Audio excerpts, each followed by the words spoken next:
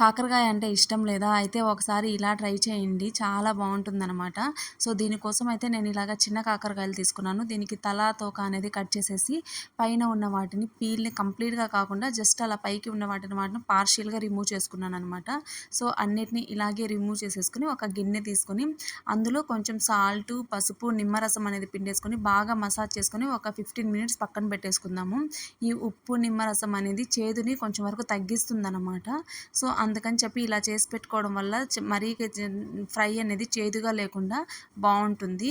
So, అందుకని ప్రిపరేషన్‌కి ముందుగానే మనం ఇలా చేసి పెట్టేసుకొని సోక్ చేసేసుకుందాం. తర్వాత వీటిల్ని వచ్చేసి ఒక 15 మినిట్స్ తర్వాత తీసుకొని వాటర్ పోసేసి వాష్ చేసేసుకొని మామూలుగా గట్టిగా నేను ఇక్కడ చూపిస్తున్నాను కదా! అలా పిండేసి పక్కన పెట్టేసుకుందామనమాట.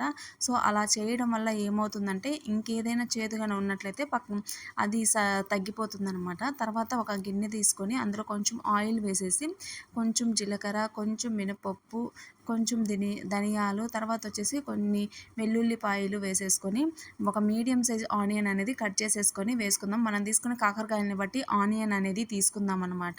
సో, ఆనియన్ తీసేసుకొని దాంట్లో కట్ చేసేసి బాగా ఉడికించుకోవాలండి. కొంచెం ఉడికిన తర్వాత ఇందులో టమోటాలు కూడా యాడ్ చేసుకుందాం. టమోటా యాడ్ చేయడం వల్ల గ్రేవీ అనేది సాఫ్ట్‌గా వస్తుంది.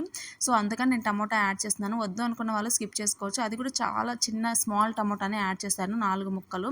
సో, ఎండుమిరపకాయలు వేసుకుంటున్నాను. కారం వేసుకునే వాళ్ళు వేసుకోవచ్చండి. కానీ ఎండుమిరపకాయలు వాడితే చాలా బావుంటుందనమాట. సో, ఇవైతే చల్లార్చుకొని పక్కన పెట్టేసుకొని మిక్సీ పట్టేసుకుందాము. తర్వాత వచ్చేసి మనం ఆల్రెడీ వాష్ చేసి పెట్టుకున్న కాకరకాయలు ఉన్నాయి కదా! అవి ఇలా ఫ్రై చేసి పెట్టేసుకోవాలనమాట. సో, ఈ మధ్యలో వచ్చేసి ఇవి ఫ్రై అయ్యే లోపల మనం మిక్సీ పట్టేసుకుందాము. ఇది ఉంది కదండీ! ఈ మసాలా అన్నీ వేసేసుకొని మిక్సీలో పట్టేసుకొని సాఫ్ట్‌గా వేసేసుకొని పక్కన పెట్టేసుకుందాము. కొంతమందైతే మసాలా అనేది పచ్చిగా ఉన్న కాకరకాయలకే పట్టిచ్చేస్తారండి. అలా అయితే ఉడికేటప్పుడు మసాలా ఉడికిపోతుంది. కాకరకాయ అనేది ఉడకదనమాట. సో, అందుకని చెప్పి నేను ఇలా ఫ్రై చేసేసుకొని తర్వాత యాడ్ చేసుకుంటాను. సో, ఇలా చేయడం వల్ల ఏమవుతుందంటే కాకరకాయ, మసాలా 2 ఈక్వల్‌గా ఉడికిపోతాయి. ఇక్కడ చూడండి 50% ఉడికిపోయాయి కదా! తీసి పక్కన పెట్టేసుకుందాము. తర్వాత చూసుకున్నట్లయితే ఇక్కడ నేను చూపిస్తున్నాను కదా! లోపల ఉండే గింజలన్నిటిని ఇలా ఫోర్క్‌తో తీసేసుకున్నాననమాట. మామూలుగా ఇలా ప్రెస్ చేసినా వచ్చేస్తాయి.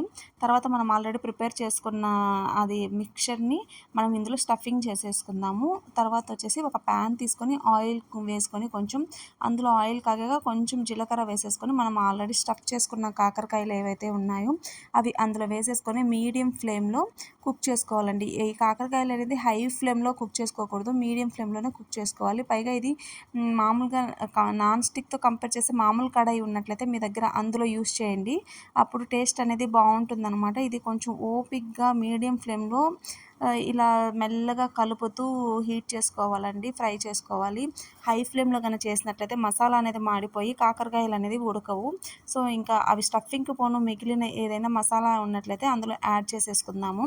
సో, ఇలా కలుపుతూ ఒక 15-20 మినిట్స్ అండి మీడియం ఫ్లేమ్‌లో ఓపికగా గన చేసుకొని తిన్నట్లయితే వేడి వేడి అన్నంలోకి చాలా అంటే చాలా బావుంటుందసలు.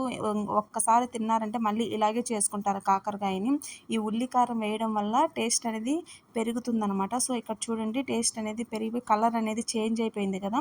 సో, ఇప్పుడు ఇదైతే ఫైనల్ స్టేజ్‌కి వచ్చేసిందనమాట. సో, అన్నీ ఉడికిపోయాయి. మసాలా, కాకరకాయలు 2 ఉడికిపోయాయి. కాకరకాయ కూడా చూడండి ఎంత సాఫ్ట్‌గా ఎంత బావుందో. సో, లాస్ట్‌గా ఫైనల్‌గా అయితే మనము కొంచెం కరివేపాకు అనేది యాడ్ చేసేసుకుందాము ఇందులో. తర్వాత ఇంకొంచెం ఒక 10-15 మినిట్స్ సిమ్‌లో పెట్టేసుకొని ఇలా కుక్ చేసుకుందాము.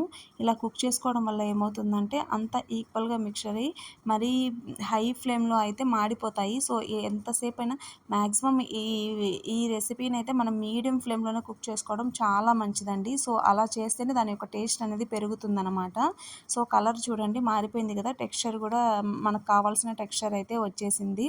సో, ఇదైతే చాలా అంటే చాలా బావుంటుంది. కాకరకాయ రెసిపీలో కాకరకాయ ఉల్లి కారం అనేది చాలా బావుంటుందనమాట.